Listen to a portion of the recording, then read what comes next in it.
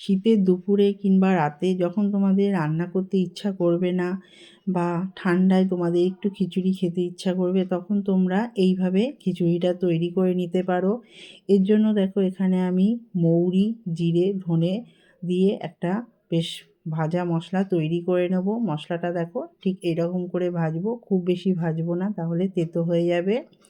তারপর দেখো এখানে আদা, জিরে আর কাঁচা লঙ্কা আর সামান্য জল দিয়ে একটা পেস্ট তৈরি করে নেব। এরপর দেখো এখানে আমি মুগ ডালটা নিয়ে নিচ্ছি। আমি চাল আর ডালের মাপটা ঠিক এইরকমই রেখেছি। এটা হচ্ছে সোনা মুগ ডাল। আর এখানে আমি আতপ চাল নিয়েছি। তোমরা এই আতপ চালের পরিবর্তে গোবিন্দভোগ চালও ব্যবহার করতে পারো। এরপর দেখো চাল আর ডালটাকে আমি জল দিয়ে বেশ ভালো করে 3 থেকে 4 বার জল পাল্টিয়ে ধুয়ে পরিষ্কার করে নেব। দেখো ধুয়ে পরিষ্কার করে নিয়েছি। এরপর কড়াইতে আমি সর্ষের তেল দিলাম, খুব বেশি তেলের প্রয়োজন নেই। তারপর দেখো এখানে আমি সাদা জিরে, শুকনো লঙ্কা আর তেজপাতা ফোড়ন দিলাম। ফোড়নটা বেশ একটু ভালো করে ভেজে নেব। তারপর এখানে চাল ডালটা দিয়ে দেবো। তারপর এখানে যে কাঁচা লঙ্কা, আদা, জিরের যে মশলাটা পেস্টটা তৈরি করে রেখেছিলাম, সেই পেস্টটা দিয়ে দিলাম। দিয়ে চাল ডালটাকে মিনিট 5 না, মিনিট 2-3 মতো ভাজলেই হয়ে যাবে। তারপর দেখো এখানে আমি পরিমাণ মতো লবণ, হলুদ দিয়ে দিলাম। আর এখানে আমি সবজির মধ্যে মটরশুঁটি, ফুলকপি আর আলু রেখেছি।